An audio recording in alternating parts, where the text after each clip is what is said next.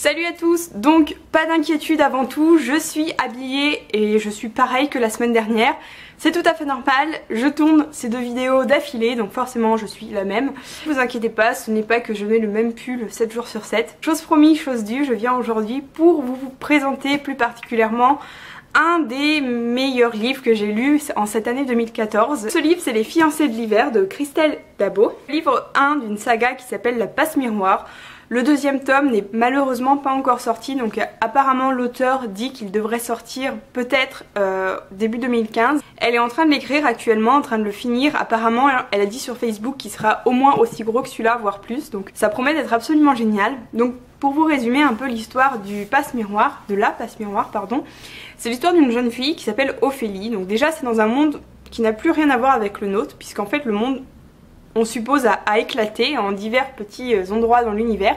Et donc Ophélie habite dans un de ces endroits et elle arrive à un âge où ses parents et sa famille vont la marier de force à quelqu'un qu'elle ne connaît absolument pas et qui vit dans un autre royaume. Ces royaumes, c'est ce qu'ils appellent des arches en fait. Enfin bref, je vais pas tout vous révéler de l'univers, sinon ça va vous ennuyer profondément.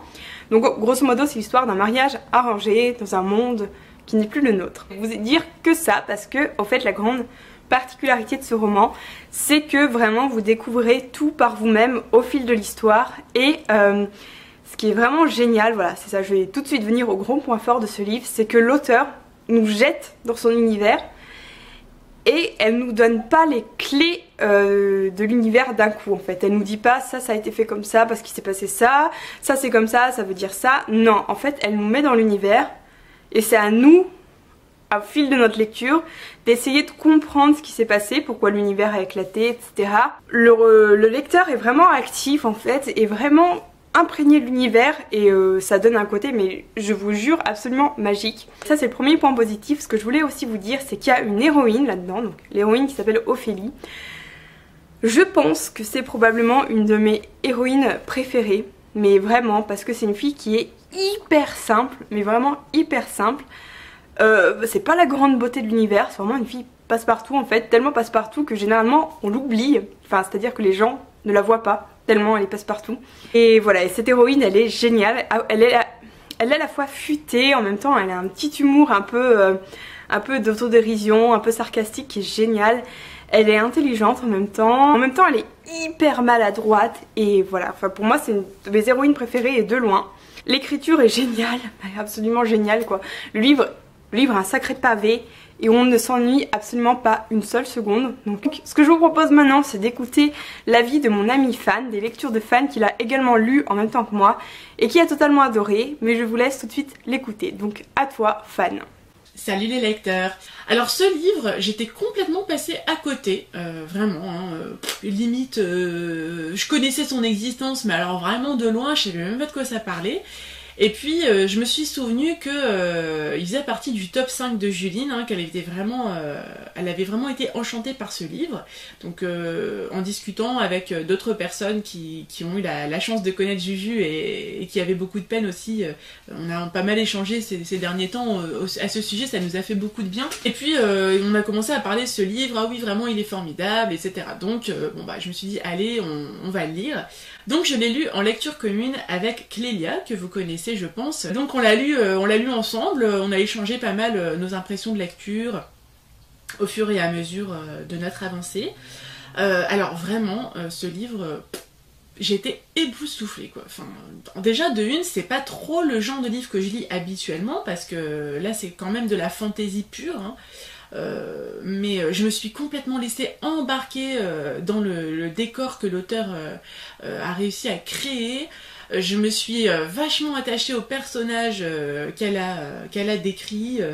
Enfin vraiment très très belle réussite. L'auteur nous donne quelques petits détails de l'univers qu'elle a imaginé, mais on sait pas trop comment on en est arrivé là, comment ces mondes comment on en est arrivé à vivre dans ces différents mondes, etc. Donc je pense que peut-être elle le développera au fur et à mesure de sa saga, mais en tout cas le fait de ne pas avoir d'explication toute faite, de découvrir petit à petit cet univers comme Ophélie finalement, moi ça m'a beaucoup plu. J'ai trouvé que c'était une façon très adulte d'aborder un livre de fantasy. Il y a des personnages qui sont vraiment très bien pensés, ils ont des caractères vraiment bien, enfin c'est bien décrit, ils ne sont pas énervants, voilà, ils ont leur bon côté, leur mauvais côté, comme n'importe quelle personne, j'ai envie de dire, mais c'est vraiment, j'ai trouvé ça très adulte. Ce qui est étonnant parce que, enfin, en général, ce genre de livre parle plutôt aux jeunes et aux jeunes adultes. Mais perso, moi, j'ai pas du tout senti de légèreté dans la façon dont c'est présenté. On a vraiment une héroïne qui est très attachante, qui est très timide, très renfermée. Parce que finalement, cette histoire, c'est l'histoire avant tout d'une jeune fille qui doit, rester maîtresse de son destin, alors que finalement tout le monde a pris des décisions pour elle. L'histoire d'une jeune fille courageuse, mais pas trop, enfin je veux dire, c'est pas non plus Xena la guerrière, hein, et pas non plus complètement, c'est plus l'histoire d'un apprentissage de comment prendre en main son destin, en fait. Je ne peux que vous conseiller ce livre si vous aimez les univers un peu fantastiques, que vous aimez les histoires qui tournent autour des cours royales, etc. J'attire votre attention vraiment sur le fait que ce n'est pas cucu, donc c'est vraiment très bien fait. Moi, personnellement, je le relirai sans hésitation, et je comprends totalement pourquoi Juju était en pamoison devant ce livre. Effectivement, c'est normal.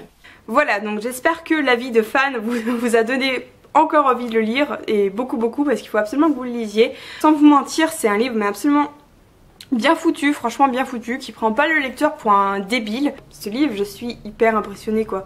Je suis hyper impressionnée qu'on arrive à écrire des choses pareilles parce que c'est excellent, et que c'est de la littérature jeunesse qui prend pas les jeunes pour des débiles et qui ne joue pas sur les mêmes clichés qu'on voit partout, sur les mêmes ficelles qu'on voit partout.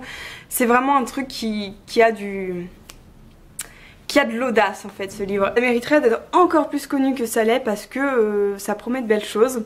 Après, j'espère que, parce que l'auteur a lancé pas mal de pistes dans ce premier tome, j'espère que ça aboutira à des choses vraiment bien dans les tomes 2 et suivants. Je sais pas si on aura 3 ou plus, mais voilà.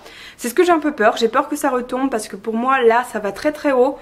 Donc voilà, ma crainte c'est un peu que ça retombe par la suite. Maintenant je ne sais pas, nous verrons. Je vous le conseille 1000 fois, lisez-le absolument, lisez-le, je vous en conjure, lisez-le. Pourtant je suis pas forcément hyper branchée roman jeunesse, roman adolescent, mais ça se lit aussi pour les adultes, hein, y a aucun souci là-dessus, vous en faites pas, c'est pour tout le monde. N'hésitez pas à me dire si oui ou non je vous ai convaincu. N'hésitez pas à me dire si vous comptez le lire, si vous l'avez lu et si vous faites partie des grands fans ou pas d'ailleurs, dites-moi ce qui ne vous plaît pas. Je vous remercie pour votre attention, je vous souhaite une très bonne continuation et je vous dis à très bientôt. Salut!